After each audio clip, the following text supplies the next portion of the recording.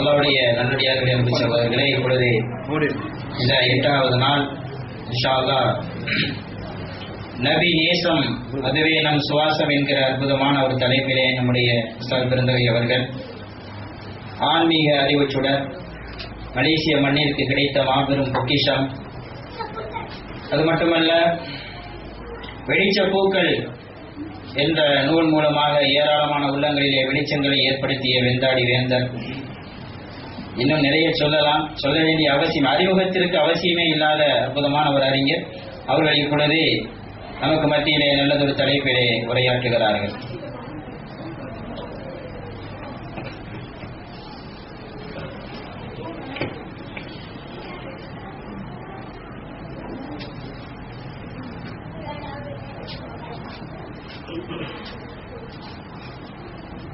هو الحبيب الذي ترجى شفاعته لكل هول من الأهوال مقتحمين. مولاي صل وسلم دائما على حبيبك خير الخلق كلهم يا أكرم الخلق ما لمن ألوذ به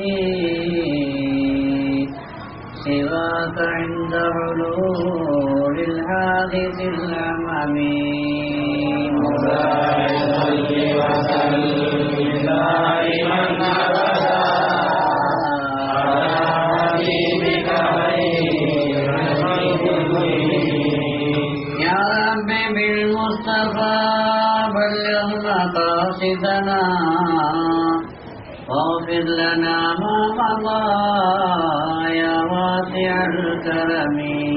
مولاي صل وسلم دائما ابدا على حبيبك خير الخلق كلهم. السلام عليكم ورحمة الله وبركاته.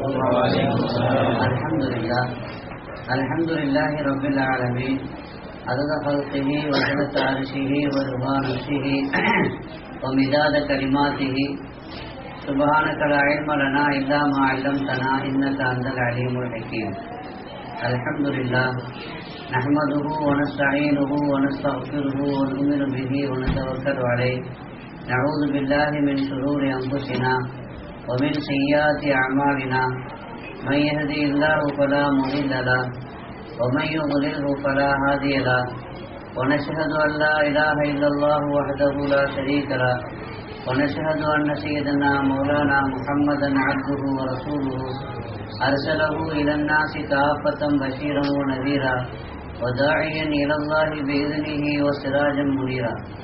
أما بعد، فقد قال الله تعالى في كلامه القديم والفرقان المجيد بعد أعوذ بالله من الشيطان الرجيم. بسم الله الرحمن الرحيم. قل إن كنتم تحبون الله فاتبعوني يحببكم الله ويغفر لكم ذنوبكم والله غفور رحيم. صدق الله علي العظيم. قال سيد الأنبياء والمرسلين محمد رسول الله صلى الله عليه وسلم لا يؤمن أحدكم حتى أكون أحب إليه من والده وولده والناس أجمعين. صدق رسول الله صلى الله عليه وسلم. சங்கைக்கும் மிகுந்த மேன்மைக்கும் உரிய மதரசா இமாம் கசாலி உஸ்தாத் அவர்களே, மரியாதைக்கும் பாசத்திற்கும் உரிய இந்த மதரசாவுடைய தலைவர் மற்றும் காரியதரிசி நிர்வாக பெருமக்களே, இங்கு ஆர்வத்தோடும் உள்ளன்போடும் வருகை தந்திருக்கக்கூடிய கண்மணி நாயகம் ரசூலை கரீம் ஸல்லல்லாஹு அலைஹி வஸல்லம் அவர்களின் பாக்கியம் நிறைந்த உம்மத்துக்கள், அல்லாஹ் சுப்ஹானஹு வ தஆலா ஒரு புனிதமான இந்த சிறப்பான இந்த மஜ்லிஸில் நம்மை எல்லாம் ஒன்று சேர்த்ததை போன்று கண்மணி நாயகம் ரசூலை கரீம் ஸல்லல்லாஹு அலைஹி வஸல்லம் அவர்களோடு நம்மை சங்கமிக்க செய்வானாக. துன்யா கபலல் ஆகிரா. நபி ஸல்லல்லாஹு அலைஹி வஸல்லம் அவர்களின் புனிதமான பிறந்த இந்த மாதத்தில் நெஞ்சம் நிறைந்த நபிகள் நாயகம் ஸல்லல்லாஹு அலைஹி வஸல்லம், உயிருக்கு உயிரான உயிரினும் மேலான உத்தம நபி ஸல்லல்லாஹு அலைஹி வஸல்லம் அவர்களின் உதய தின விழாக்கள் உத்வேகத்தோடும் உற்சாகத்தோடும் சந்தோஷத்தோடும் மகிழ்ச்சியோடும் நடத்தப்பட்டு வருகிற இந்த மாதத்தில் உம்மா நபி ஸல்லல்லாஹு அலைஹி வஸல்லம் அவர்களின் புகழ்பாக்கள் பரவசத்தோடு பாடி மகிழ்ச்சியோடு அதை நடத்தி கொண்டிருக்கிற உலகத்தில் உம்மா நபி ஸல்லல்லாஹு அலைஹி வஸல்லம் அவர்களுடைய புனிதமான அந்த வரலாறுகள், சரித்திர சான்றுகள், சரித்திர நிகழ்வுகளை எல்லாம் சொல்லப்பட்டு உம்மா நபி ஸல்லல்லாஹு அலைஹி வஸல்லமுடைய அந்த நினைவுகளை எல்லாம் பசுமையாக்கக்கூடிய இந்த வசந்த காலத்தில் 12 நாட்கள் நாம் குறிப்பாக இந்த நாட்களில் மௌலிது ஷரீஃப் ஓதக்கூடிய பாக்கியத்தையும் பெற்றிருக்கிறோம். அதற்கு பிறகு உம்மா நபியை பற்றி பேசப்படுகிற உரைகளை கேட்கிற நசீபையும் பெற்றிருக்கிறோம். ரப்புல் ஆலமீன் அதை கபூல் செய்வானாக. இன்றைய தினம் கொடுக்கப்பட்டிருக்கிற தலைப்பு, அதாவது நேசம், நபிநாயகம் ஸல்லல்லாஹு அலைஹி வஸல்லம் அவர்கள் மீது நாம் வைத்திருக்கக்கூடிய அந்த நேசம், அதுதான் நம்முடைய சுவாசம். சுவாசமாக அது நம்மோடு இணைந்திருக்க வேண்டும், ஒட்டி இருக்க வேண்டும், அது நம்மை விட்டு பிரியக்கூடாது என்பதை இந்த தலைப்பின் மூலமாக வலியுறுத்தப்படுகிறது. உம்மா நபி ஸல்லல்லாஹு அலைஹி வஸல்லம் அவர்களும் அல்லாஹ் ஜல்ல ஷானஹு வ தஆலா அவனது மறையிலும் இந்த கருத்தை பல்வேறு இடங்களில் பல்வேறு விதமாக நமக்கு விவரித்து தருவான். சொர்க்கத்தை பற்றி சுந்தர நபி ஸல்லல்லாஹு அலைஹி வஸல்லம் சொல்லும் பொழுது சொர்க்கவாசிகள் எப்படியெல்லாம் இருப்பார்கள் என்பதை குறித்து சொல்கிறார்கள். அதிலே ஒரு ஹதீஸ்ல யுல்ஹமூன தஸ்பீஹ் வ தஹ்மீத், சொர்க்கவாசிகளுக்கு திக்ர் செய்ய வேண்டும், தஸ்பீஹ் சொல்ல வேண்டும், இறைவனை புகழ வேண்டும் என்ற உதிப்பும் உணர்வும் ஏற்படும். அப்பொழுது அவர்கள் தஸ்பீஹும் தஹ்மீதும் திக்ரும் தியானமும் செய்து கொண்டிருப்பார்கள் என்று ஹதீஸிலே வருகிறது. இந்த ஹதீஸினுடைய தொடர்ச்சியாக நாம் பார்க்கும் பொழுது சொர்க்கவாசிகள் சொர்க்கத்திற்கு சென்றால் இபாதத் இல்லை. இபாதத் என்பது இந்த ஊரிலும் இந்த உலகத்திலும் தான். மறுமையில இபாதத் இல்லை. ஏன் இபாதத் இல்லை என்றால், உடல் உழைப்பு என்பது சொர்க்கத்தில் இல்லை, கஷ்டம் என்பது சொர்க்கத்தில் இல்லை. இபாதத் என்று சொல்லும் பொழுது, கடமை என்று சொல்லும் பொழுது, அது ஒரு வகையான உடலுக்கு கொஞ்சம் கஷ்டம் ஏற்படுகிறது. எந்த வகையான கஷ்டமும் கூட சொர்க்கத்திலே இல்லை. எனவே சொர்க்கத்திலே இபாதத் இல்லை. சொர்க்கத்திலே இபாதத் இல்லை என்று சொன்ன ஸல்லல்லாஹு அலைஹி வஸல்லம் சொர்க்கத்திலே தஸ்பீஹ் இருக்கிறது என்று சொல்கிறார்கள், சொர்க்கத்திலே தஹ்மீத் இருக்கிறது என்று சொல்கிறார்கள். அல்லாஹ்வை தியானம் செய்வதும் அல்லாஹ்வை புகழ்வதும் அல்லாஹ்வை துதிப்பதும் சொர்க்கத்திலே இருக்கிறது என்று சொல்கிறார்கள். அதை சொல்லும் பொழுது எப்படி சொல்கிறார்கள் என்றால், அவர்களுக்கு அந்த உணர்வு அவர்களுக்கு ஏற்படும் என்று சொல்கிறார்கள். அதை ஒரு உதாரணத்தோடு சொல்கிறார்கள். எப்படி சொர்க்கவாசிகள் தஸ்பீஹ் செய்வார்கள் என்றால், எப்படி சொர்க்கவாசிகள் அல்லாஹ்வை திக்ர் செய்வார்கள் என்றால், அதனால் அவர்களுக்கு எந்த சிரமமும் ஏற்படாது, அதனால் அவர்களுக்கு எந்த கஷ்டமும் ஏற்படாது என்பது மாத்திரமல்ல, அவர்கள் செய்யக்கூடிய அந்த திக்ரு தஸ்பீஹுக்காக வேண்டி எந்த ரிஸ்க்கும் எடுக்க வேண்டிய அவசியம் இல்லை. ஒரு மனிதனுக்கு கொஞ்சம் கஷ்டம் எப்போ வரும்னா, கொஞ்சம் ரிஸ்க் எடுக்கணும். இப்போ தொழுகைக்காக நம்ம வரணும், தொழணும், தக்பீர் கட்டணும், ருக்கு சுற்று செய்யணும், கொஞ்சம் ரிஸ்க் எடுத்தால் தான் காரியம் செய்ய முடியும். அந்த நேரத்தில் வேற வேலை செய்ய முடியுமா? செய்ய முடியாது. வேற வேலைகளை பாதிக்கிறது. எந்த ஒரு வேலை மற்ற வேலைகளை தடுக்கிறதோ, எந்த ஒரு வேலை நேரத்தை தனியாக எடுத்துக் கொள்கிறதோ, அது மாதிரியான வேலைகளை செய்கிற பொழுதுதான் மனிதன் ரிஸ்க் எடுக்க வேண்டிய கஷ்டப்படுகிற அவசியம் ஏற்படுகிறது. நாம் தொழுகிற பொழுது மற்ற வேலைகள் செய்ய முடியாது. அதே மாதிரி நம்ம நோன்பு வைத்திருக்கும் என்று சொன்னால் பசி வருகிறது, களைப்பு வருகிறது. குர்ஆன் ஓதுகிற பொழுது அதுக்கு ரிஸ்க் எடுக்க வேண்டியது இருக்குது. ஆனா திக்ர் செய்கிற பொழுது கூட, இந்த உலகத்தில் நாம திக்ர் செய்கிற பொழுது கூட அதுக்கு நேரத்தை ஒதுக்கி நம்ம திக்ர் செய்கிறோம். வாயால் சொல்கிறோம் அல்லது ஆரம்ப நிலைகளில உள்ளத்தால் தியானம் செய்கிறோம். அதற்கென்று ஒரு நேரம், அதற்கென்று ஒரு முயற்சி, அதற்கென்று சில கவனங்களை நாம் செலுத்த வேண்டிய அவசியம் ஏற்படுகிறது. ஆனால் சொர்க்கத்துல சொர்க்கவாசிகள் தஸ்பீஹ் செய்யும் பொழுது, சொர்க்கத்தில் சொர்க்கவாசிகள் திக்ர் செய்யும் பொழுது, அது எப்படி இருக்கும் அப்படின்னா மனிதன் மூச்சு விடுவதை போல இருக்கும் என்று சொல்றாரு. இப்ப நாம இந்த உலகத்துல மூச்சு விடுகிறோம், சுவாசம் இல்லை என்றால் சாதாரணமா சொல்லுவார்கள், மூச்சை நீ விட்டால் அது ஹயாத்து, மூச்சு ஒன்றை விட்டால் அது மௌத்து என்று சொல்லுவார்கள் இல்லையா?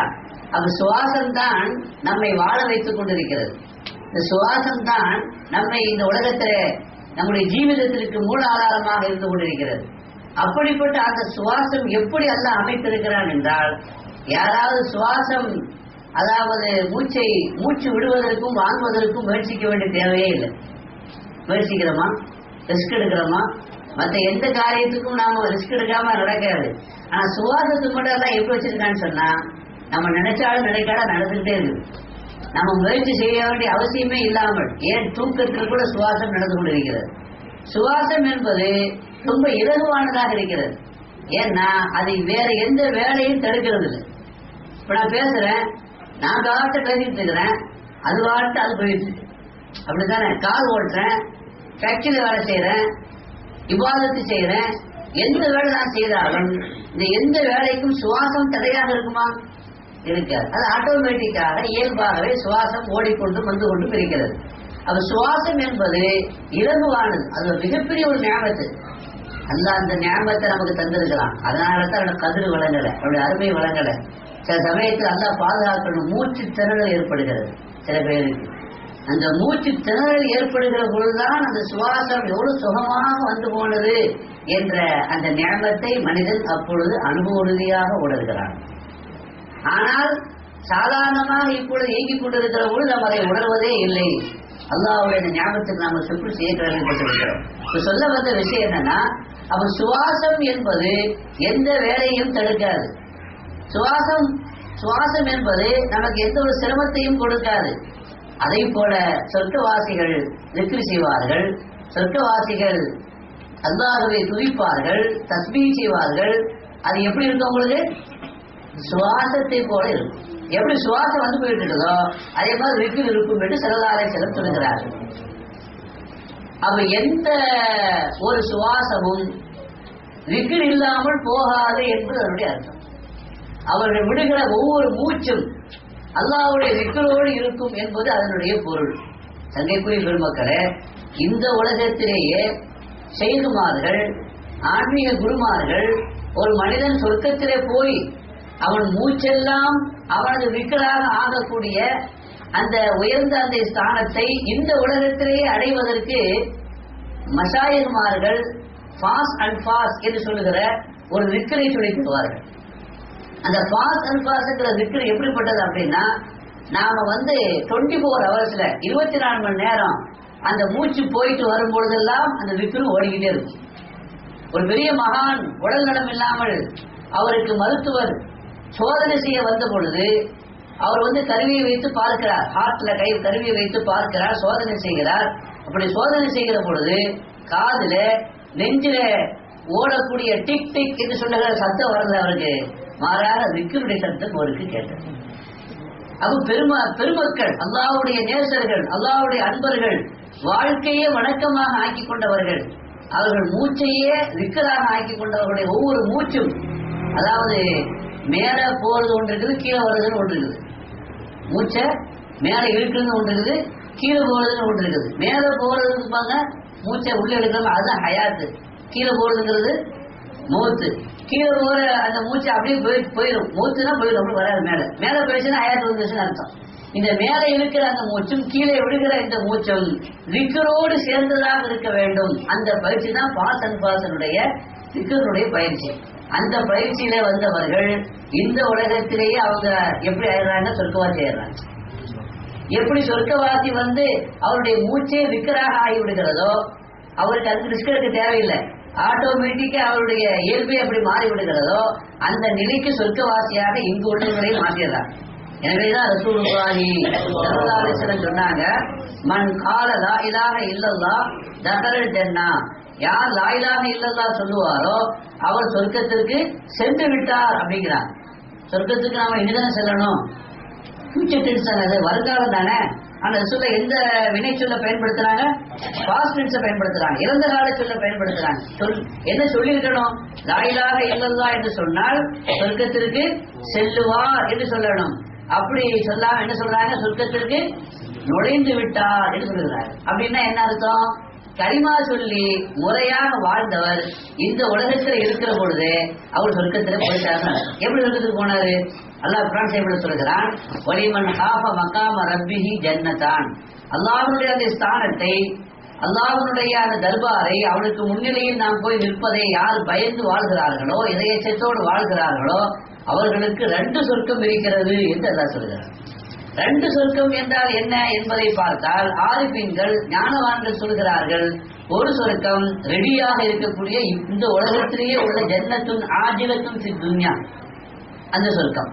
இன்னொரு சொர்க்கம் ஜன்னத்துன் ஆஜிலத்துன் ஃபி உக்பா, மறுமையில் அவருக்கு பிறகு கிடைக்க போகிற சொர்க்கம். 2 சொர்க்கம் இருக்குது. அந்த உலகத்திலே சொர்க்கம் கிடைச்சிருக்கிறார். இந்த உலகத்திலே சொர்க்கம் கிடைச்சுன்னா என்ன நடத்தாது? அவருடைய மூச்சே இருக்கிறார் ஆகிவிடுகிறது.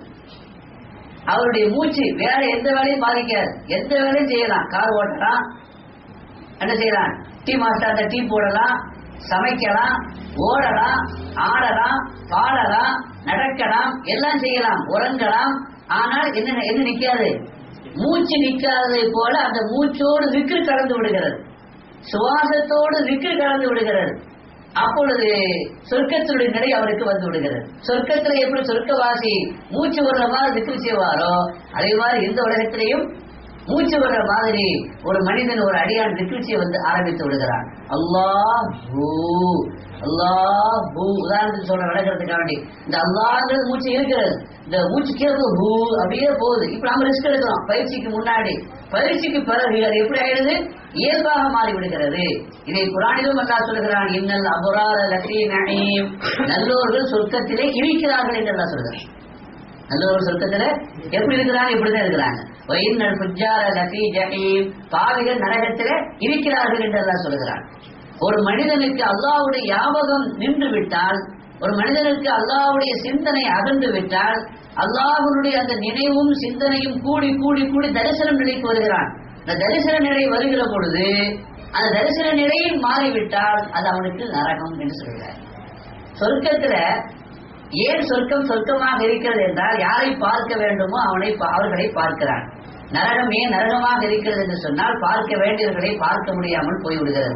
எனவேதான் இங்கே தலைப்பை எப்படி கொடுத்திருக்கிறாங்கன்னா, நபி நேசம் என்பது எப்படி ஆயிரணும் அப்படின்னா நம்முடைய சுவாசமாக ஆகிவிட வேண்டும். 24 மணி நேரமும் அல்லாஹ்வை நாம் விக்ரு செய்கிறோம் இல்லையா? எங்கெல்லாம் நம்முடைய விக்ருகள் நமக்கு சொல்லித் தரப்பட்டிருக்கிறதோ அங்கெல்லாம் அல்லாஹ்வோடு எதையும் சேர்த்தான் சொல்லித் தரப்பட்டிருக்கிறது, அல்லாஹ்வோட ரசூலையும் சேர்த்தான் சொல்லித் தரப்பட்டிருக்கிறது. லா இலாஹ இல்லல்லாஹ் என்று அல்லாஹ் சொன்னான். அது மட்டுமல்ல, கலிமா முஹம்மது ரசூலுல்லாஹ் என்பதையும் தான் சொல்லியிருக்கிறான்.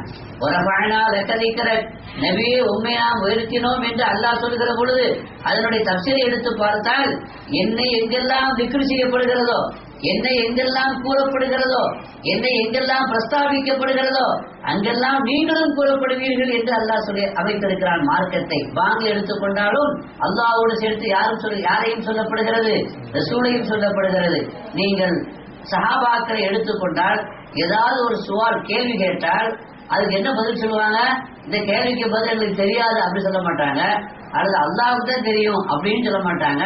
அல்லாஹு வ ரசூலுஹு அலம், அல்லாஹ் வேற ரசூல் வேறதான், அல்லாஹ்வுடைய அடியார் தான் ரசூல் என்றாலும் கூட நினைவுகளில, சிந்தனைகளில, கொள்கைகளில, அந்த நேசத்துல பிரிக்க முடியாத அளவிற்கு உச்ச நிலையை இருக்கக்கூடியவர்கள் தான் யார்? கண்மணி நாயகம் ஸல்லல்லாஹு அலைஹி வஸல்லம். இமாம் அபுல் ஹசன் ஷாதுலி ரஹ்மத்துல்லாஹி அலைஹி அவங்க சொல்லுவாங்க, கன நேரம் வேணும், என்னது கன நேரம் வேணும், எனக்கு எனது ஹபீப் ஸல்லல்லாஹு அலைஹி வஸல்லமை நான் பார்க்கவில்லை என்றால் என்னை நான் ஒரு மூமினாகவே கருத மாட்டேன் என்று சொல்கிறார். அப்படி என்றால் கன நேரம் கூட பெருமான மறையவில்லை அவர்களுக்கு. சிந்தனையிலே இருக்கிறார்கள் என்பது அல்ல, நினைவிலே வாழ்கிறார்கள் என்பது அல்ல, கண்முன்னே தெரிகிறார்கள். விக்ர் என்றால் என்ன அர்த்தம்? நினைக்கிறது. விக்ர் என்னது? நினைக்கிறது. யாரை நினைப்போம்? அது வேற, அல்லாத நினைப்போம். வேற யாரும் நினைக்க மாட்டீங்களோ? புதுசுல சொல்லக்கூடாது, நம்ம அந்த மருத்துவ கூட இருக்கிறோம். நான் பொதுவா கேட்கிறேன், பொதுவா யாரை நினைப்போம்?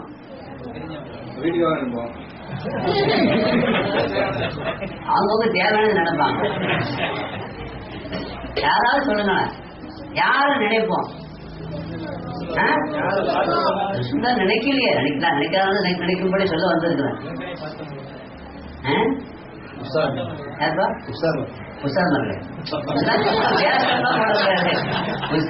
நினைக்கிறதா என்ன? போய் சொல்லக்கூடாது. சிந்தனை நினைவுங்கிறது யாருக்கு ஏற்படும் அப்படின்னா, யாரை பத்தி நம்ம நினைப்போம் அப்படின்னா, யாரு முன்னாடி இல்லையோ அவரை பத்தி நினைப்போம். அதுதானங்க அர்த்தம். ஒரு ஆளு நான் என் மனைவியை பத்தி நினைக்கிறேன், என் மக்களை பத்தி நினைக்கிறேன், தாயை பத்தி நினைக்கிறேன்னா ஊர்ல இருப்பாங்க அவங்க. அதனால நான் எங்கிருந்து நினைச்சுக்கிட்டு இருக்கிறேன், யோசனை பண்ணிட்டு இருக்கிறேன் இல்லையா? யாரு முன்னாடி இல்லையோ அவங்களதான் நினைப்பேன். இப்ப நீங்க ராஜா முன்னாடி இருக்கிறீங்கன்னா அவங்க நினைப்பேனா? முன்னாடி இருக்கா நினைக்க வேண்டிய தேவை இருக்குது.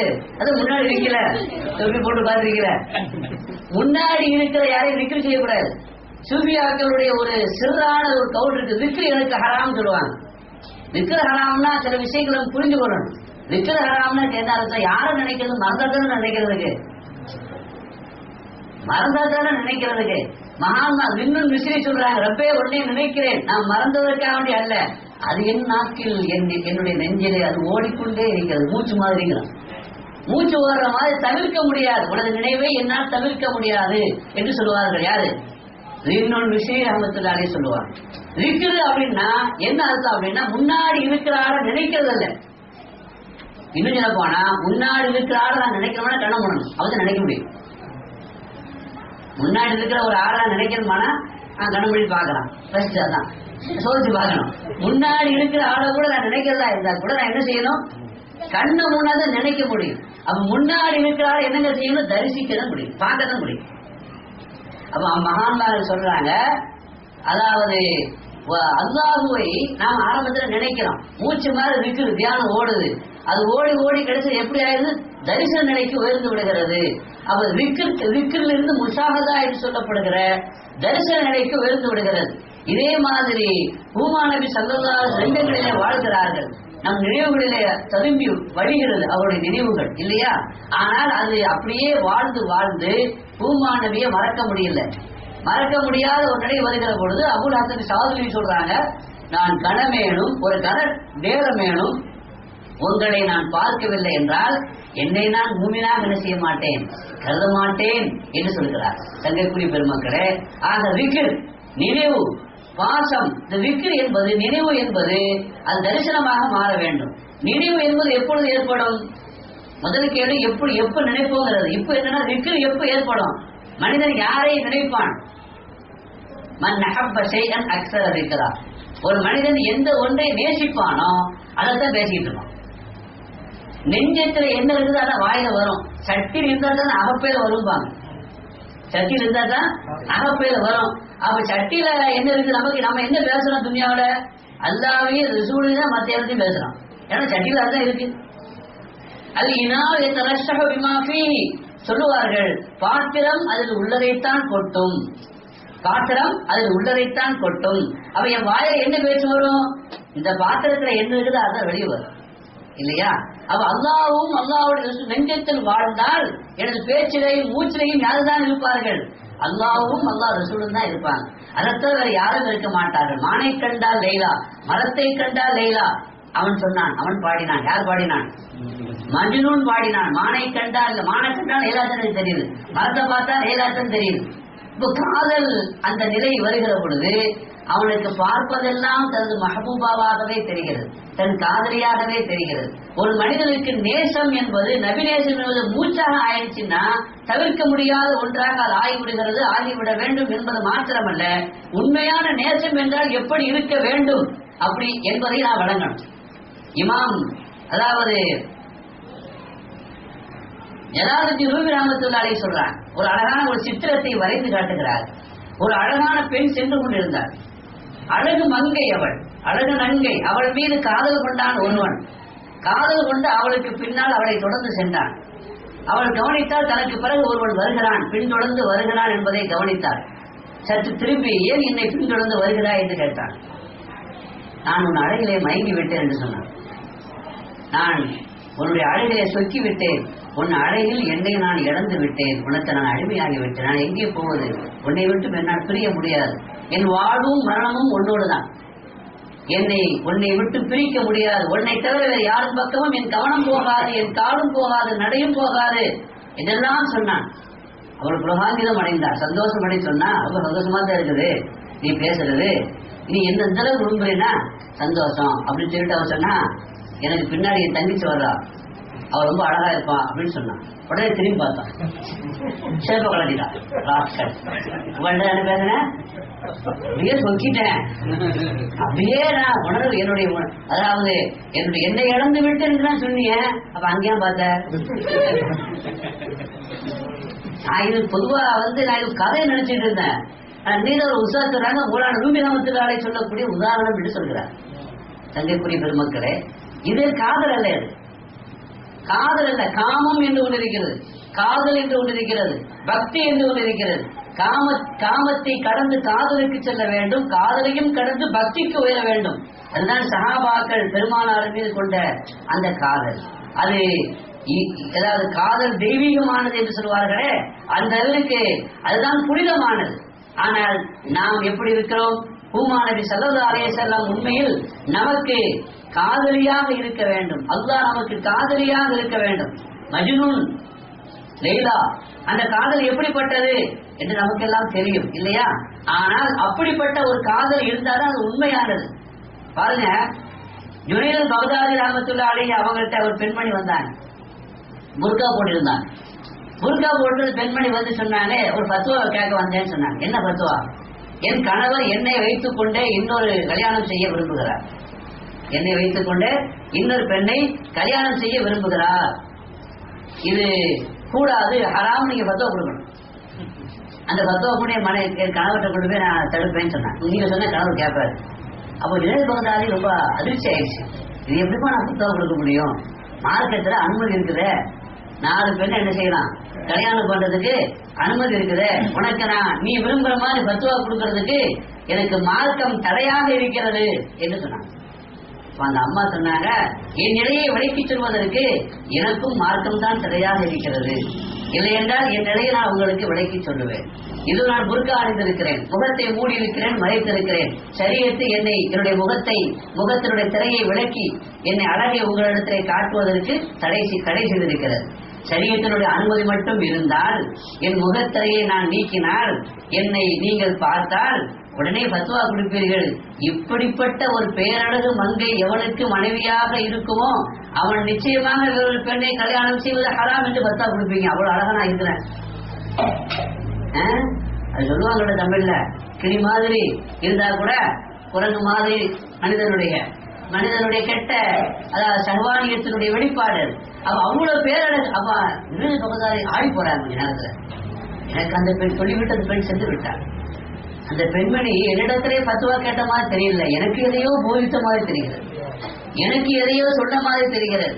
என்னுடைய அழகை நீங்கள் பார்த்தால், இவ்வளவு அழகுமிக்க ஒரு நங்கையை நீங்கள் பார்த்தால் நீங்கள் ஃபத்வா கொடுப்பீங்க. என்ன ஃபத்வா கொடுப்பீங்க? இவ்வளவு அழகான ஒரு பெண்ணை வச்சுக்கிட்டு இன்னொரு பெண்ணை கல்யாணம் பண்றது ஹராம் என்று ஃபத்வா கொடுப்பீங்க அப்படின்னா அவங்க உடனே நினைச்சு பாக்குறாங்க. இந்த மகான்மார்கள், அல்லாஹ் பேரழகன், அல்லாஹு ஜமீல், அல்லாஹ் அழகானவன், யஹிப்புல் ஜமால், அழகை விரும்புகிறான். அந்த உலகத்திலே பேரழகு அல்லாஹ்வுக்கு தான். அந்த அழகை நாம் அல்லாஹ்வுக்கு சூரத் இல்லை, அந்த அழகை நாம் பார்ப்பதற்காக அண்ணல் நபிகள் நாயகம் ஸல்லல்லாஹு அலைஹி வஸல்லம் அவர்களை அவனது பூர்ணமான அழகை வெளிப்படுத்தி இருக்கிறான். உண்மையான அந்த அழகை நான் தரிசித்தால், நீங்களும் நானும் தரிசித்தால், அந்த பெண்மணி சொன்ன மாதிரி வேற பெண் எனக்கு ஹராமாகி விடுவார், வேற காட்சி எனக்கு ஹராமாகிவிடும், வேற யாரையும் நான் பார்க்கவே மாட்டேன், ஏறெடுத்தும் பார்க்க மாட்டேன். எனவேதான் மஜ்னூன் சென்று கொண்டிருக்கிற பொழுது ஒரு ஆள் தொழுதுட்டு இருந்தாரு. அந்த தொழுது கொண்டு இருக்கிற அவரு குறுக்கே தாழ் போயிட்டான். அப்ப அந்த ஆளு கோவம் வந்துருச்சு, நான் தொழுதுட்டு இருக்கிறேன், என்ன குறுக்க வரையும் வாங்கி அடிச்சிட்டேன். சரீரத்துல மசாலா ஒன்று இருக்குது. என்ன மசாலானா, தொழுது கொண்டு இருக்கும் பொழுது முன்னாடி கலந்து பாஸ் பண்ணி போனா வாங்கி அடிக்கலாம், அவன் சேர்த்தான். யாரையும் அடிச்சுட்டாரியா மத்திய அடித்து 10 ரூபா கொடுத்துருக்காரு, உங்க சொந்த பகையினால காடி தடுக்கணும். முதல்ல என்ன செய்யணும், கை நீட்டு தடுக்கணும். நான் தொழுது இருக்கிறேன், மகரம் சேவை நீங்க பார்க்கலாம், தொழுதுக்கு கை நிட்டுவாங்க, அதையும் மீறி வந்தா சேர்த்தான், அடிச்சிட முடியும் ஒரு அடி. அப்ப அந்த மசாலா அவர் பயன்படுத்திட்டார். நீ எனக்கு முன்னாடி வந்துல்ல, தடுத்தேன், நான் அடித்தேன் அப்படின்னு சொன்னேன். அப்ப அவர் சொன்னான், மஜ்னூன் பார்த்தான், அடித்த பிறகு அவனுக்கு உணர்வு வருது நம்ம எங்க போயிட்டு இருக்கோம் அப்படின்னு. என்னப்பான்னு கேட்கும்போது ஒரு விஷயம் சொல்றாரு. அப்ப அவர் சொல்லி சரிதான், நீ கரெக்ட் சொல்றது செய்தது கரெக்டு.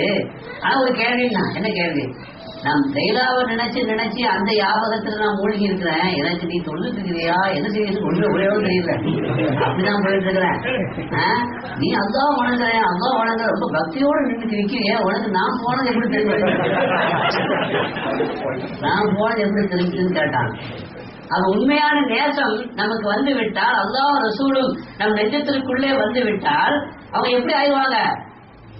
சுபஹானல்லாஹ். அவங்கள தவிர வேற யாரையும் நாம் நேசிக்க மாட்டோம், அவங்கள தவிர வேற யாரும் நமக்கு அழகாகவே இருக்காது. எனவேதான் ஆயிஷா நாயகி ரலியல்லாஹு அன்ஹா அவர்களிடத்துல குர்ஆனுடைய சரித்திரத்தை சொல்லப்பட்ட பொழுது யூசுப் அலைஹிஸ்ஸலாம் அவர்கள் பேரழகு மிக்கவர்கள். அந்த யூசுப் அலைஹிஸ்ஸலாம் அவர்களை அந்த அழகை அவர்கள் பார்த்த பொழுது அந்த மிஸ்ருடைய எகிப்தினுடைய பெண்கள் எல்லாம் அந்த அழகிலே மயங்கி சொக்கி தன்னை மறந்து தன்னை இழந்து பழத்தை அறுப்பதற்காக வேண்டி கொடுக்கப்பட்ட அந்த கத்தியை கொண்டு பழத்தை அறுத்து கடைசி எதை அறுத்தாங்க? கையையும் தொடையையும் அறுத்து விட்டார்கள். ரத்தம் வழிந்து ஓடிக்கொண்டிருக்கிறது. ஒருத்திக்கு வேதனை தெரியல, ஒருத்திக்கும் கட்டிய அதாவது கையை அறுத்தவள் வேதனை இருக்கும், கால அறுத்தவள் வேதனை இருக்கும், ரத்தம் பொங்கி வடிகிறது.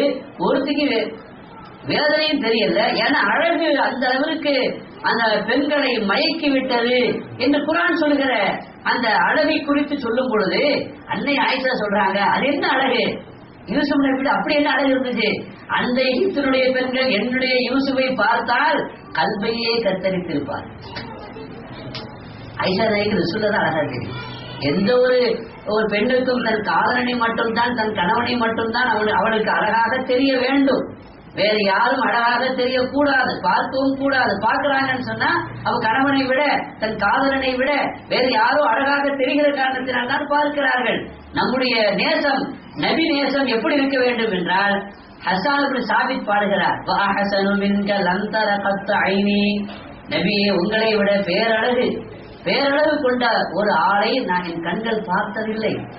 வஅஜ்மல மின்க லம் தரிதின் நிசா, உங்களை விட அழகான ஒரு மனிதரை பெண்கள் எந்த பெண்ணும் பெற்றதே இல்லை. அவ்வளவு பேரழகு நீங்க. கொலித்த முபர்ரஅம் மின் குல்லி ஐபின், நீங்கள் எப்படி படைக்கப்பட்டிருக்கிறீர்கள் என்று சொன்னால் எல்லா குறைகளை விட்டும் பரிசுத்தமான நிலையில் படைக்கப்பட்டிருக்கிறீர்கள். உலகத்துல எவ்வளவுதான் அழகா இருந்தா அவங்கதான் குறை இருக்கும். உலகத்துல நீ யாரு அழகா என்று சொல்லுகிறீர்களோ அல்லது யாரு அழகி என்று சொல்லுகிறீர்களோ அவங்கள்ட்ட ஏதாவது ஒரு குறை இருக்கும். அதை விவரிச்சு பேசி நேரம் தெரிஞ்ச விஷயம் தான் இல்லையா? ஆனா ஹஸ்ஸான் இப்னு சாபித் படிக்கிறாங்க, கொலித்த முபர்ரஅம் மின் குல்லி ஐபின், எல்லா குறைகளை விட்டும் நீங்கள் பரிசுத்தமாக்கப்பட்டு படைக்கப்பட்டுள்ளீர்கள். அப்ப எப்படி படைக்கப்பட்டிருக்கீங்க? அழகாக சொல்றாரு. வார்த்தையை வர்ணிப்பதற்கு நமக்கு உலகத்தை இதை தவிர பெருமானார் எப்படி படைக்கப்பட்டிருக்கிறாங்க, அவங்க எவ்வளவு பரிபூர்ணமானவங்க, எவ்வளவு பேரழகு மிக்கவங்க என்பதை வர்ணிப்பதற்கு இதைத்தர வாசகம் இருக்கிற மாதிரி நமக்கு தெரியல. பொழித்த கமாதஷா, உங்கள்கிட்ட கேட்டு நீங்க எப்படி இருக்கணும் அப்படின்னு அல்லாஹ் உங்கள்கிட்ட கேட்டு உங்களை படைச்சா எப்படி இருக்குமோ அப்படி இருக்கின்றீர்கள் யார சூழல்லாம் படிக்கிறாங்க. யாரு? அரசவை கவிஞர் ஹஸ்ஸான் இப்னு சாபித் ரலியல்லாஹு அன்ஹு படிக்கிறாங்க. அப்ப அல்லாஹ் உங்ககிட்ட கேட்டா எப்படி இருக்கும்? இப்ப நம்மகிட்ட கேட்டா என்ன படைச்சான்? உலகத்துல ஒவ்வொருத்தையும் அல்லாஹ் நம்மகிட்ட கேட்டு படைச்சிருந்தா ஏதாவது குறைய நம்ம குறை வச்சு படைக்கிறத நம்ம விரும்பி இருப்போமா? ஒரு போட்டோவுக்கு முன்னாடி போஸ் கொடுக்கறதுக்கு நம்ம வர்ற பாடு, நம்ம வர்ற வருத்த, அவன் நம்மளை படுத்துற பாடு. சிரிங்கிறான், கொஞ்சம் இம்மா சிரிக்கிறாங்கிறான் அவன் இல்லையா? வாய் அப்படி வைங்கிறான், வேற டெஸ்ட் மாத்திட்டு வாங்குறான், தலைமை வேற டெஸ்ட் தலைமை கட்டிட்டு வாங்குறான், படாத பாடுபடுத்துறான் ஒரு போட்டோவுக்கு முன்னாடி போஸ்ட் கொடுக்கறதுக்கு. அப்ப அதுக்கே நம்மளை கூட தயார்படுத்த வேண்டி இருக்கிறது. நம்மளை படைக்கிறதுக்கு முன்னாடி அல்ல நம்மகிட்ட கேட்டு படைச்சான்னா அப்ப எந்த குறைய நம்ம சொல்லியிருப்போமா? இப்படி படைக்காத இப்படி படைன்னு சொல்லியிருப்போம், சொல்லியிருக்க மாட்டோம். அவன் நபியே உங்களிடத்துல கேட்டு உங்களை படைச்சா நீங்க எவ்வளவு பரிபூர்ணமாக இருப்பீர்களோ அதை போல அல்லாஹ் உங்களை படைச்சிருக்காங்க.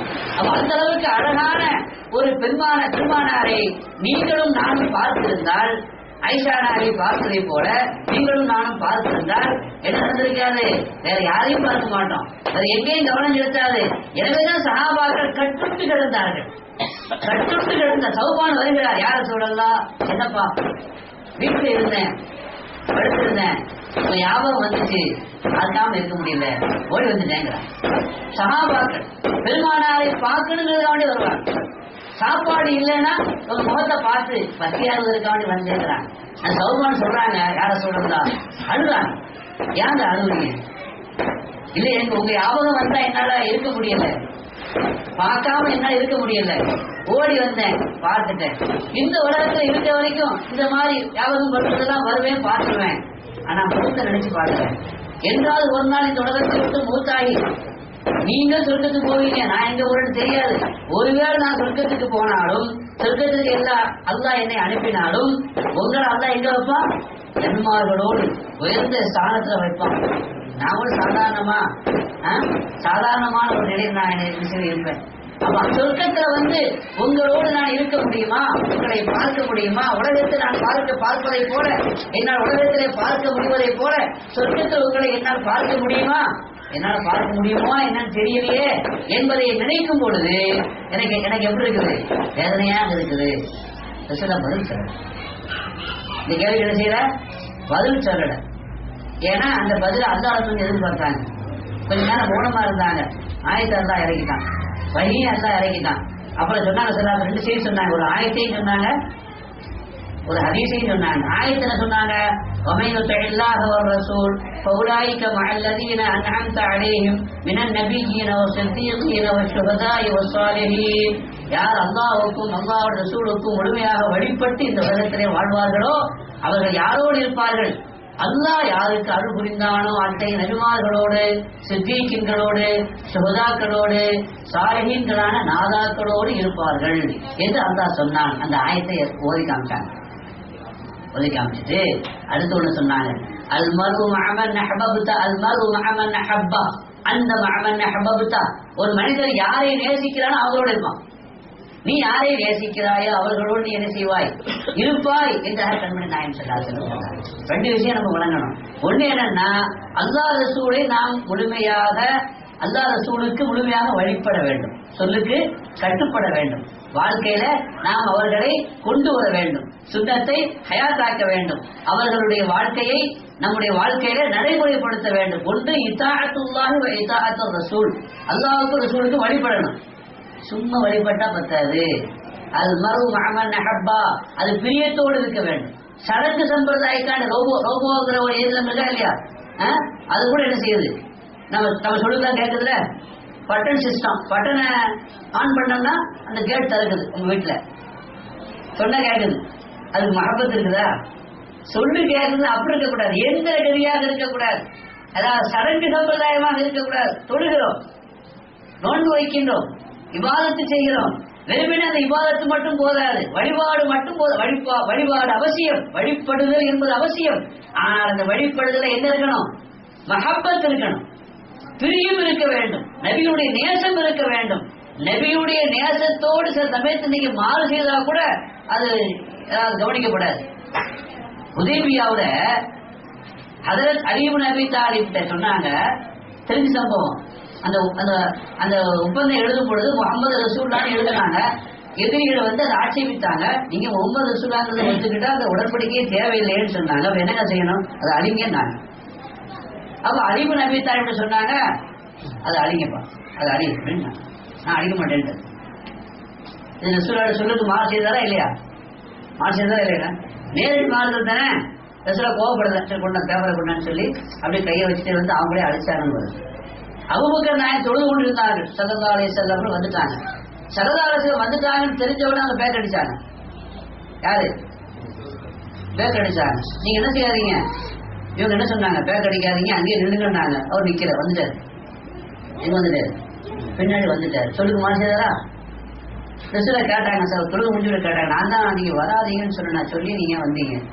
அப்போ அவர் சொன்னாங்க, மாக்கான لابن ابي قحافه ما كان ينبغي لابن ابي قحافه அபூ குஹாபாவுடைய மகன் அபூபக்கருக்கு தகுமானது அல்ல ஐயுஸல்லிய தொழ வைப்பது, ரசூலுல்லாஹ் பின்னாடி இருக்க இமாமத், ரசூலுல்லாஹ்வுக்கு இமாமத் செய்வது அது யாருக்கு தகுமானதல்ல, எனக்கு தகுமானதல்லன்னு சொன்னாங்க. ஒன்றுக்கு பதில் சொல்லணும். அட்ஜஸ்ட் பண்ணணும். அப்ப வெளிப்படையாக பார்க்கிற பொழுது இப்ப இந்த இடத்துல வந்து இதாத்து செய்வதுங்கிறது மஹப்பத்தில்லா சடங்கு சம்பிரதாயமாக இருக்கக்கூடாது, அது மஹப்பத்தோடு இருக்க வேண்டும் என்பதைத்தான். யாரோடு பெருமானார் இருப்பார்கள், யார் நாம் எப்பொழுது பெருமானாரோடு இருப்போம் என்றால் அது மறு மஹமன் நஹப்பா. நாளைக்கு கியாமத்து நாளையில கஹுபு வாசிகள் சொர்க்கத்துக்கு இருப்பாங்க. சொர்க்கத்துக்கு போகக்கூடிய பிராணிகள்ல ஒண்ணு நாயும் போகுமா. அது எந்த நாய் அப்படின்னா கஹுபு வாசிகள் கூட இருந்துச்சுல அந்த நாய். சுப்ஹானல்லாஹ், பெரியார்கள் நாதாக்கள் நல்லோர்களோடு இருந்த நாய்க்கும் கூட என்ன கிடைக்கிறது, சொர்க்கம் கிடைத்தால்.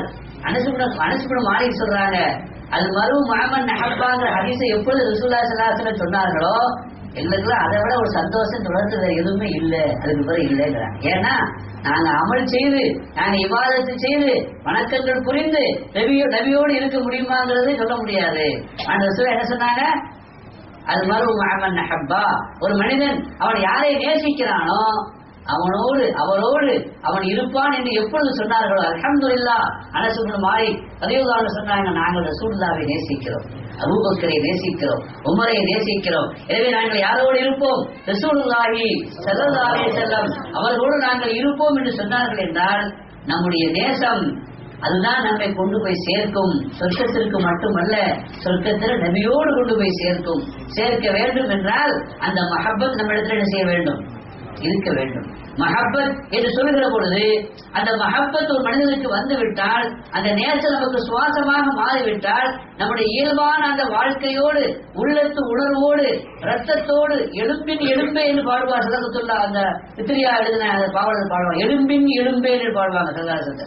எப்படி வந்தீங்கன்னு தெரியல, எல்லாமே நீங்க தான் என்ன செய்வாங்க சொல்லுவாங்க. அந்த நிலைக்கு ஒரு மனிதனுடைய மஹப்பத்தை இரண்டரை கலந்து விட்டார். ரத்தத்தில் ரத்தமே சொல்லல அவரு, ஏன்னா ரத்தம் நஜீசான், அது வெளியேறிடும், வெளியேறக்கூடாது. எலும்பு தான் கடைசி என்ன செய்யும், அப்படி சில பேர் வளர்ந்து சொல்றாங்க.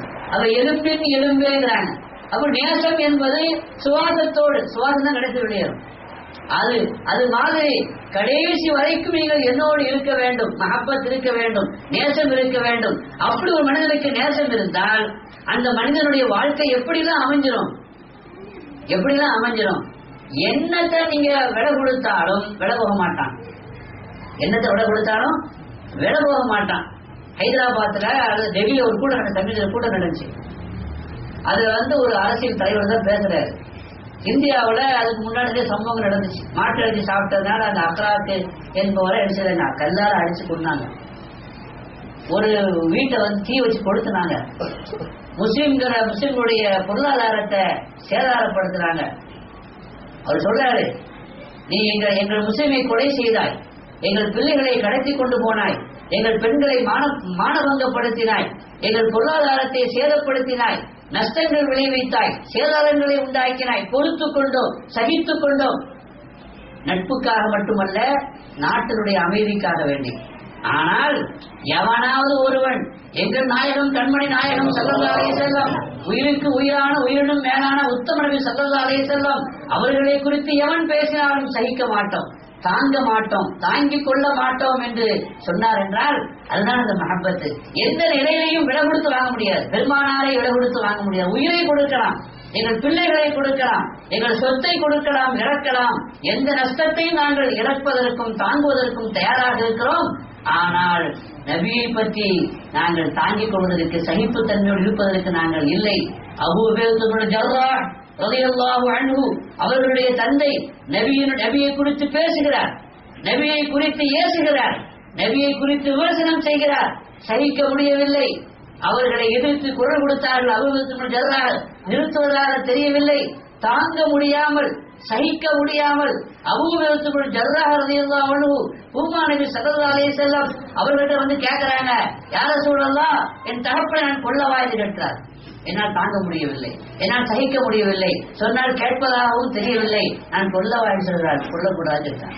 தகப்பன் என்ன செய்யக்கூடாது, கொல்லக்கூடாது இருக்கார். ஆனாலும் கூட அவர் இருக்கிற மாதிரி தெரியல.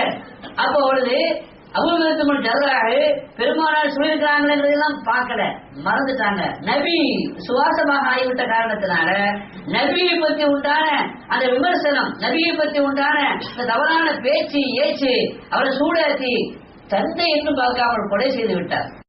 தலையோடு பெருமானார் இடத்துல வந்தா என்று வரலாற்றில் பார்க்கிறோம், ஹதீஸிலே பார்க்கிறோம். குர்ஆனிலே அல்லாஹ் சொல்கிறான், லா தஜிது கௌமன் யுமினூன பில்லாஹி வல் யௌமில் ஆகிர்.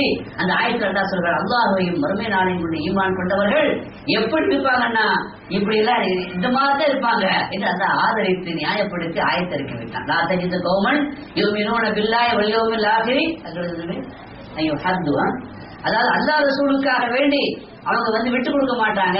பெற்ற தாயாக இருந்தாலும், தந்தையாக இருந்தாலும், பிள்ளையாக இருந்தாலும், குடும்பமாக இருந்தாலும் என்று அல்லாஹ் சொல்கிறான். என்றால் இதுதான் நான் நேசத்தினுடைய வெளிப்பாடு. யார் சொன்னாலும் கேட்க மாட்டாங்க, எவர் சொன்னாலும் கேட்க மாட்டாங்க, உலகமே சொன்னாலும் கேட்க மாட்டாங்க. லைலா மஜ்னூன், அந்த மஜ்னூனுக்கு காதல் பைத்தியமாகி அவர் அரசர், இவர் இளவரசர். யாரு மஜ்னூன்? இளவரசருங்க, அவர் அரசருடைய மகன்.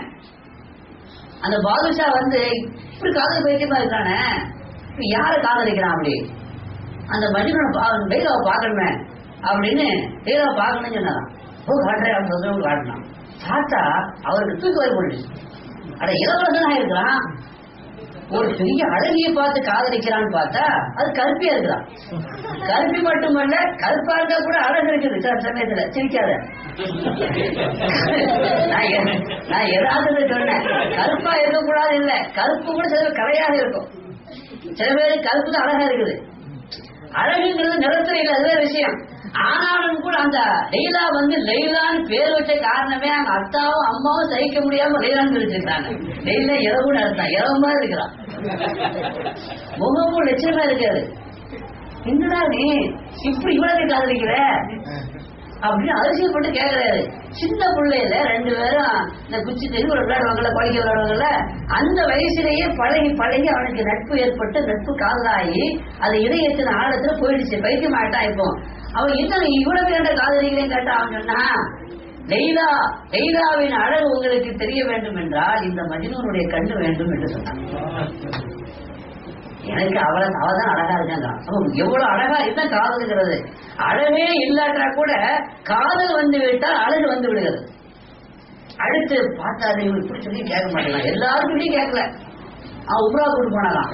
உம்ரா கூட்டு போய் காபாவை தவாப் செய்து காபா அப்படின்னு துவா செய். ஏன்னா நம்ம பொம்பளையா இருந்தா ஏதோ சீர வச்சுட்டாங்க, இப்ப நம்ம இங்க புள்ள மாப்பிள்ளை இப்படி வைத்தியமா இருக்கிறானே, அந்த பொம்பளை சீர வச்சுட்டு போடும், ஏதோ மயக்க மருந்து பொடி சொல்றாங்க போட்டு கொடுத்துட்டு போடும், நாம நினைப்போம் இல்லையா? அப்ப அவர் நினைச்சாரு இப்படி பைத்தியமா இருக்கிறான், இது அல்லாதான் மாத்தணும். எனவே காபாவை கூட்டு போய் உம்ராவை கூட்டு போய் தவாப் செய்து காபாவோட திரைச்சீரை பிடிச்சி நீ துவா செய்யி. என்ன துவா செய்யுன்னு கேட்டான். அந்த பிரியத்தை என்னை விட்டு நீக்கு அப்படின்னு துவா செய்யி, பாவத்துக்கு தான் தௌபா கேளப்பா அப்படின்னு சொன்னாராம். சரின்னு சொல்லி போனான். காபாவோட திரையை பிடித்தான். திரையை பிடித்து துவா செய்தான். இலாஹி துபுது மின் குல்லில் மஆசி. அவன் துவா, ரப்பே நான் செய்த எல்லா பாவங்களை விட்டு உன்னிடத்திலே தௌபா செய்கிறேன். வலாக்கின் ஹுப்ப லைலா லா தூபு. லைலாவுடைய காதலை நான் தௌபா செய்யவே மாட்டேன். அல்லாஹும்ம லா தஸ்லுபுனி ஹுப்பஹா அபதா. அடுத்து ஒரு துவா செய்றான், இறைவா யா அல்லாஹ் அந்த லைலாவுடைய காதலை என்னை விட்டு பறித்து விடாதே. துவா செய்யறான். அடுத்து துவா செய்யறான், நமக்குலாம் சேர்த்து. ஆமீனா. என்னுடைய துவாவுக்கு யாரெல்லாம் ஆமீன் சொல்றாங்களோ அவங்களுக்கு எல்லாம் ராம செய்வானாக. இவன் கூட்டு துவாவும் ஆயிப்போச்சு இல்ல, ஆமீன் சொல்லுவாங்க, கூட்டு துவாவும் ஆயிப்போச்சு.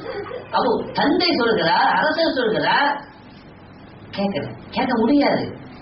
ஏன்னா காதல் உண்மையானதாக இருந்தால், அது யதார்த்தமானதாக இருந்தால், அது அப்படித்தான் யாரு சொன்னாலும் என்ன செய்ய முடியாது, அதை நீக்க முடியாது. நபிகள் நாயகம் ஸல்லல்லாஹு அலைஹி வஸல்லம் அவர்கள் மீது நமக்கு இருக்கிற அந்த காதல் தந்தை சொன்னாலும் கேட்க முடியாது, தாய் சொன்னாலும் கேட்க முடியாமல் அப்படித்தான். அதாவது நமக்கு ரசூலுடைய மஹப்பத்து இருக்குதா இல்லையா நமக்கு தெரியாம இருக்கலாம். எவனா ரசூலை பத்தி பேசி பார்க்கட்டும், குடிகாரன் அந்த கூட கொலை பண்ணிடுவான். குடிகாரன் தான் அவன் குடிகாரன் எழுதுற காரணத்துல என்ன செய்யக்கூடாது, அவன் தேசம் நினைக்க கூடாது. எதிரே எழுதுறாங்க. எல்லா ஊழலுக்கும் மஹப்பத் இருக்கு, ரசூலுல்லாஹ் மஹப்பத் இருக்குது. சில சமயத்துல வெளிப்படாது, பல சமயத்துல வெளிப்படுறதுக்குண்டான காரணம் வராம இருக்குது. ஆனா வெளிப்படுகிற காரணம் வருகிற பொழுது அந்த மஹப்பத்தை விளங்கிக் கொள்ளலாம். எப்படி? எவனாவது ஒருத்தர் ரசூலுல்லாஹி ஸல்லல்லாஹு அலைஹி வஸல்லம் அவர்களை குறித்து தவறா பேசினா அவன் குடிகாரனா இருந்தா கூட என்ன செய்ய மாட்டான். இந்த படம் நம்மள மாதிரி ஆட்கள் ஒதுங்கி நிற்பான். அவன் தான் வாழ எடுத்து மருந்து வெட்டுவான். தாங்க முடியல. மஹப்பத்து பெருமானார் நடக்க இருக்கிற மஹப்பத்து.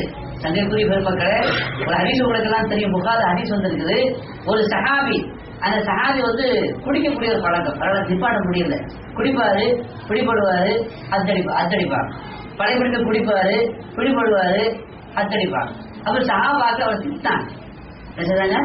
சஹாபாக்கு அவரை திட்டாங்க, அசமா போவார். எத்தனை தடவை நீ பிடிச்சு அடிபட்டு கூட புத்தி வரலையே, நீ ஏன் நபிக்கு சங்கடப்படுத்துற, நீ ஏன் நபிக்கு சங்கடத்தை கஷ்டத்தை உண்டாக்குற அப்படின்னு திட்டினாங்க. அவர் ரசூலா சொன்னாங்க, நீ அவரை திட்டாதீங்கன்னு சொன்னாங்க. அவரை ஏன்? அவர் அல்லாவையும் ரசூலையும் நேசம் வைத்திருக்கிறார். அல்லாவோட பிரியம் அவருக்கு இருக்குது. அல்லாவோட நேசம் அவர் குடிகாரதான். அவரு வடகிழத்தினால குடிக்கிறார். அல்லா மன்னிப்பான். ஆனா அவருக்கு என்ன இருக்கு தொடர்புல? அளவு கிடந்த என் மேல நேசம் இருக்குது, அளவு கிடந்த என் மேல பிரியம் இருக்குது என்று சொன்னார்கள் ஸல்லல்லாஹு அலைஹி வஸல்லம். பெருமானார் ஸல்லல்லாஹு அலைஹி வஸல்லம் சஹாபாக்களையே நேசிச்சாங்க. சஹாபாக்களும் அவங்களுக்கு சிறுவா நேசிச்சாங்கிறது மட்டுமல்ல, சஹாபாக்களையும் பெருமானாரும் நேசித்தார்கள். எந்த அளவுக்கு நேசிச்சாங்க? ஒரு ஜனாசா வந்துச்சு, அந்த ஜனாசாவை நான் துவைக்க மாட்டேன்ட்டாங்க, ஒருங்கி போயிட்டாங்க. சஹாபாக்கள் கேட்டாங்க, யாரும் சொல்ல, எந்த ஜனாசா வந்தாலும் நீங்க துவைக்காம இருக்க மாட்டீங்க, ஏன் நீங்க துவைக்கல? அவங்க சொல்றாங்க, அந்த ஆளு உஸ்மான வெறுப்பார், உஸ்மான் இப்னு அஃபான வெறுப்பார். எனவே அல்லாஹ் அவரை வெறுக்கிறான். அல்லாஹ் வெறுக்கும்போது நான் வெறுத்தேன். ஏன் உஸ்மான வெறுத்தாங்க? உஸ்மானை அவர் வெறுத்தனால அல்லாஹ் ரசூல் ஏன் வெறுத்தாங்க? யார் உஸ்மானன்? உஸ்மானுக்கு ரசூலோட பிரியம் எவ்வளோ? சுப்ஹானல்லாஹ். உஸ்மான் இப்னு அஃபான் ஹுதைபியாவுக்கு போயிருக்கிறாங்க. இந்த ஒப்பந்தம் நடக்குது. அந்த ஒப்பந்தம் வரலாற்று சிறப்புக்குரிய ஒப்பந்தம், வரலாற்று முக்கியத்துவம் வாய்ந்த ஒரு ஒப்பந்தம். குர்ஆனிலே அல்லாஹ் பதிவு செய்கிறான். எப்படி பதிவு செய்கிறான்? இன்னல்லதீன யுபாயிஊனக இன்னமா யுபாயிஊனல்லாஹ். நபியே, உங்களிடத்தில் பைஅத் செய்தவர்கள் அவர்கள் அல்லாஹ்விடத்தில் பைஅத் செய்தார்கள். யார்கிட்ட பைஅத் செய்தாங்க? யதுல்லாஹி ஃபௌக ஐதீஹிம். யார் உங்களிடத்திலே பைஅத் செய்தார்களோ அவர்களுடைய கரத்துக்கு மேலே அல்லாஹ்வுடைய கரம் இருந்தது. ஆனா அங்க யாருடைய கரம் இருந்துச்சு? ரசூலுடைய கரம் தான் இருந்துச்சு. ஆனா அல்லாஹ் என்ன சொல்றான்? யதுல்லாஹி ஃபௌக ஐதீஹிம். அல்லாஹ்வுடைய கரத்துக்கு மேலே இருந்தது. அவ்வளவு முக்கியமான சிறப்பான அந்த பைஅத். ஆனா ரசூலோட வேலையாக எங்க போயிருக்கிறாங்க? உஸ்மான் இப்னு அஃபான் ஹுதைபியால இருந்து மக்காவுக்கு அனுப்பியிருக்கிறாங்க, தூது அனுப்பியிருக்கிறாங்க. அப்ப ரசூலா சொன்னாங்க, இது உஸ்மானுடைய கை அப்படின்னாங்க. இது உஸ்மான், தன்னுடைய கையை சொன்னாங்க, இது உஸ்மானுடைய கை. நான் உஸ்மானுடைய கையில நான் என்ன செய்யறேன்? பைஅத் செய்யறேன்னு சொன்னாங்க. உஸ்மானுடைய கையை தனது கையாக ஆக்கி பைஅத் செய்தாங்க. சொல்றாங்க, உஸ்மான் அந்த ஒப்பந்தத்தை கலந்து கொள்ளாம இருந்து சந்தோஷம், அவருக்கு சிறப்பும் பாக்கியமும். ஏன்னா மற்றவங்க எல்லாம் அவங்க கையை கொண்டு தான் பைஅத் செய்தாங்க. உஸ்மான் அவருடைய கைக்கு பரமா யாருடைய கையை கொண்டு பைஅத் செய்தாங்க? ரசூலுல்லாஹ் கையை கொண்டு பைஅத் செய்தாங்க. அவ்வளவு அந்தஸ்துக்குரிய அந்த உஸ்மான் மக்காவுக்கு தூக்கி போயிருக்கிறாங்க. வந்து உம்ராவுக்கு தான் வந்திருக்கிறாங்க. சஹாபாக்கெல்லாம் சொன்னாங்கன்னா, உஸ்மான் பாக்கியசாலி. என்னங்க பாக்கியசாலி? எப்படியோ மக்காக்குள்ள போயிட்டுல, அவர் உம்ரா செய்யாம வர போறாரு, தவாப் செய்யாம வர போறாரு. நமக்கு தான் இப்ப நிறுத்தப்பட்டிருக்கிறோம். நமக்கு அனுமதி கிடைச்சாதான் என்ன செய்ய முடியும்? உள்ள போக முடியும். அனுமதி கிடைக்காத என்ன செய்ய முடியாது? போக முடியாது. அவர் பாக்கியசாலி, போயிட்டு சும்மா வருவாரு, அவர் அனுமதிச்சிருவாங்க. அவர் ரசூலுல்லாஹ் சொன்னாங்கன்னா, என்னுடைய உஸ்மான் அப்படி செய்ய மாட்டாருன்னா இங்க இருந்துட்டு. ரசூலுல்லாஹ் உஸ்மானை பற்றி தெரியும். அதே மாதிரி உஸ்மானுக்கு அந்த ஃபேமிலி பேக்ரவுண்ட் நிறைய இருந்துச்சாங்க. மக்காவோட நிறைய வரவேற்பு இருந்துச்சு.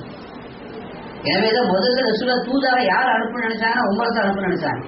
உமரை நீங்க போங்கன்னா, உமர் சொன்னது, நான் போறேன், நீங்க அனுப்புறதே சமரசத்துக்கு வேண்டி, சமாதானத்துக்கு தான். என்னை பார்த்தாலே பிடிக்கிறவனுக்கு, என்னை பார்த்தாலே அவனும் சூடாவான், அதை விட நான் மேல சூடாவேன். நீங்க என்ன சமாதானத்துக்கு அனுப்புறீங்க, சட்டத்தை வருவாங்க.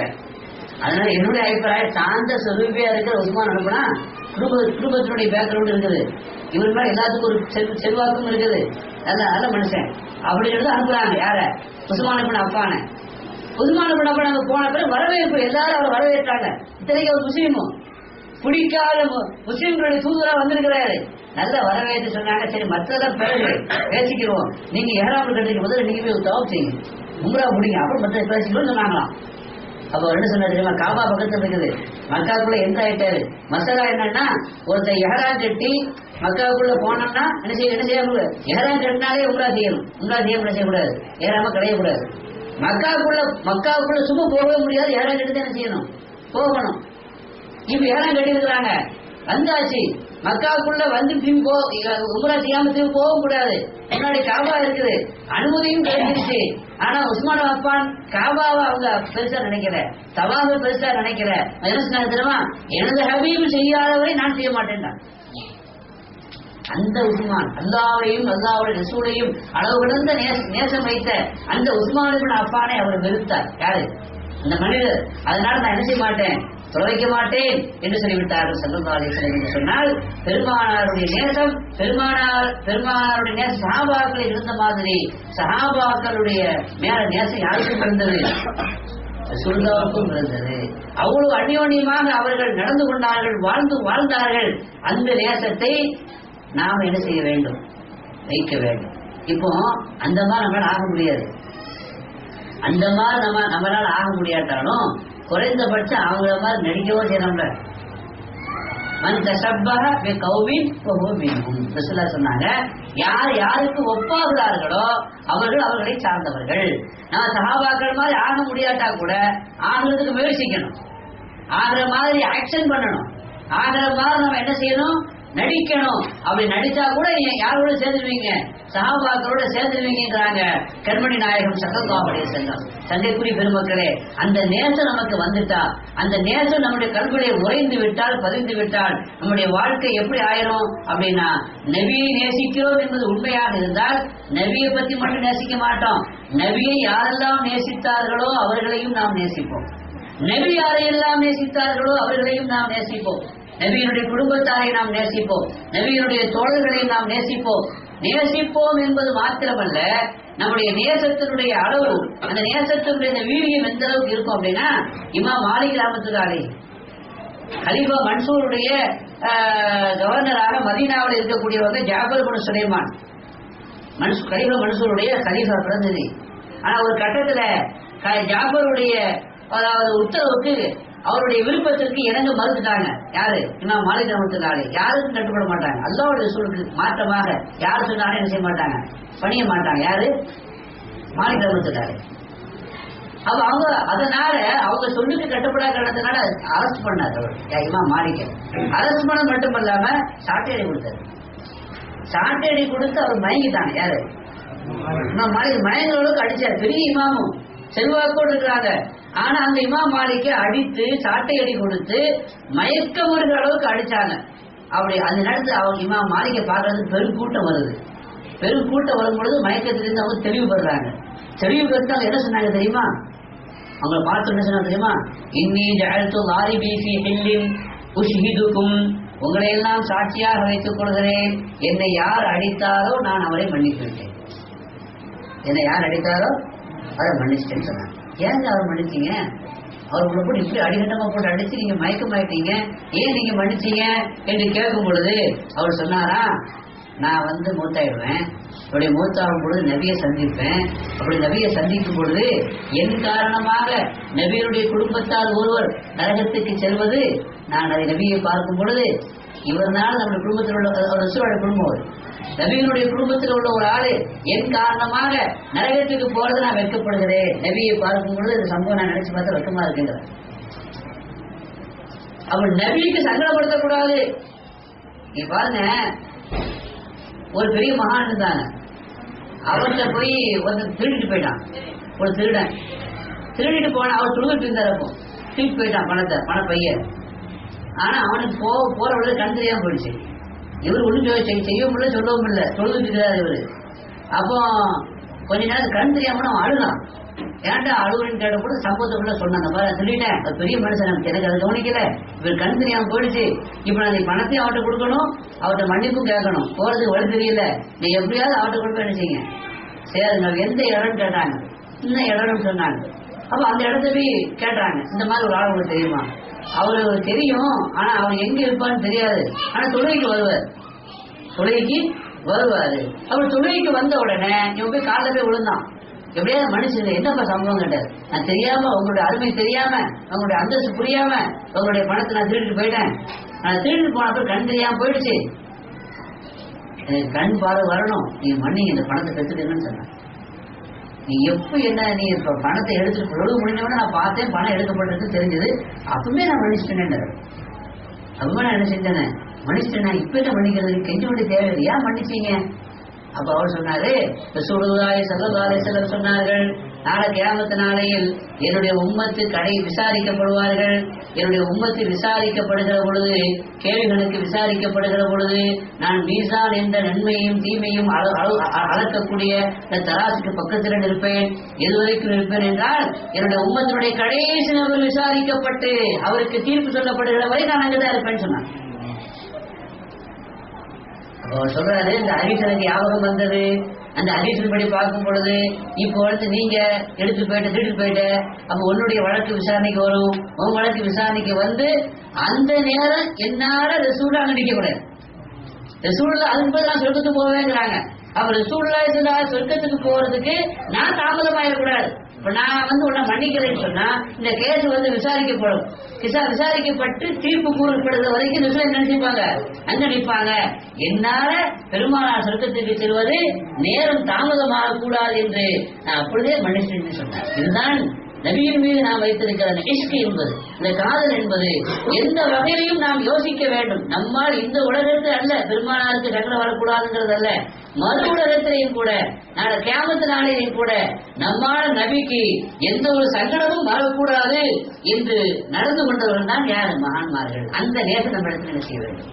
வர வேண்டும். அந்த பாசமும் அந்த நேசமும் நம்ம இடத்துல வந்துவிட்டால் நிச்சயமாக நம்முடைய ஈமான் பரிபூர்ணமானது. கண்மணி நாயகம் ஸல்லல்லாஹு அலைஹி வஸல்லம் அவர்கள் யாரையெல்லாம் நேசிக்க சொன்னார்களோ அவர்களையும் நாம் நேசிப்போம், பெருமானாரையும் நேசிப்போம். பெருமானார் யாரையெல்லாம் நேசிக்க சொன்னார்களோ அவர்களையும் நேசிப்போம். பெருமானாரை நேசித்தவர்களுக்கு தான் விதாயத்து கிடைக்கும். பெருமானாரை நேசித்தவர்கள் தான் வழிமார்கள். அந்த வழிமார்களை நாம் நேசிக்கவில்லை என்றால், அந்த வழிமார்களிடத்திலே கொஞ்சம் நாம வந்து முன்ன பின்ன நடந்து கொண்டோம் என்று சொன்னால் இந்த உலகத்திலே ஜெயம் பெற முடியாது.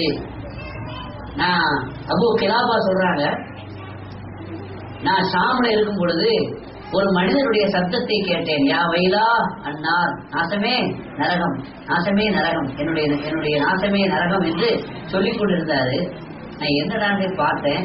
பார்க்கும்பொழுது அவர் கையும் வெட்டப்பட்டிருக்குது, காலும் வெட்டப்பட்டிருக்குது, முண்டமா கிடக்கிறாரு, மூக்குப்புற கிடக்கிறாரு.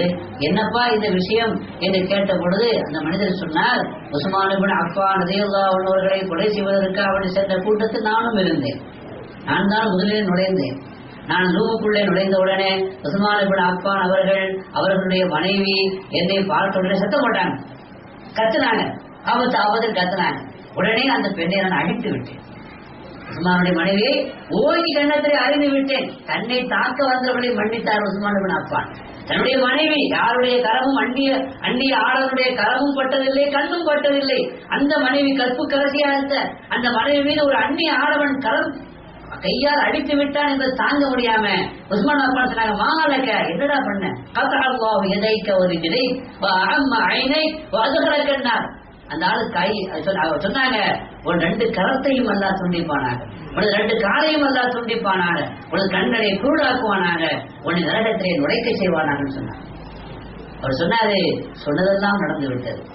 கண்ணும் போய்விட்டது, காலும் போய்விட்டது, கையும் போய்விட்டது, ஒன்னே ஒண்ணுதான் பாக்கி இருக்குது, நரகத்துக்கு போகணும், மூத்தா போயிடும், அதுவும் போயிருவேன். யா வைலா அண்ணா என்று அவர் சொன்னார். யாரெல்லாம் உஸ்மான் இப்னு அஃபான் அவர்களை கொலை செய்வதற்காக வேண்டி உள்ளே அடர்ந்தேறினார்களோ அத்தனை பேரும் பைத்தியக்காரர்களாக மாறினார்கள் என்று தபரானுடைய ரிவாயத்து வருகிறது. தந்தைக்குரிய பெருமக்களே, நாம் அல்லாஹுவை நேசித்தால் மட்டும், அல்லாஹ் ரசூலை நேசித்தால் மட்டும் போதாது, அந்த அல்லாஹுவையும் ரசூலையும் யார் நேசம் வைத்தார்களோ அவர்களையும் நேசிக்க வேண்டும். அவர்களுக்குரிய மதிப்பையும் மரியாதையும் நாம் கொடுக்க வேண்டும். இல்லை என்றால் அல்லாஹ் நம்மை பாதுகாப்பானாக. இப்னு சீரின் சொல்கிறார், காபாவை நான் தவாஃப் செய்து கொண்டிருந்தேன். அப்பொழுது ஒரு மனிதர் இப்படி விசித்திரமாக துஆ செய்தார், அல்லாஹும்ம அக்ஃபிர்லி வமா தظن அன் தக்ஃபிர் லி. ரப்பே, என்னை மன்னிப்பாயாக. நீ மன்னிப்பாய் என்று நான் நினைக்கவில்லை. முதல்ல சொல்றாரு, அல்லாஹும்ம அக்ஃபிர்லி, இறைவா என்று நீ மன்னிப்பாயாக. நீ மன்னிப்பேன் என்று எனக்கு நான் நினைக்க முடியாது, நான் கருத முடியாது, நான் கருதல.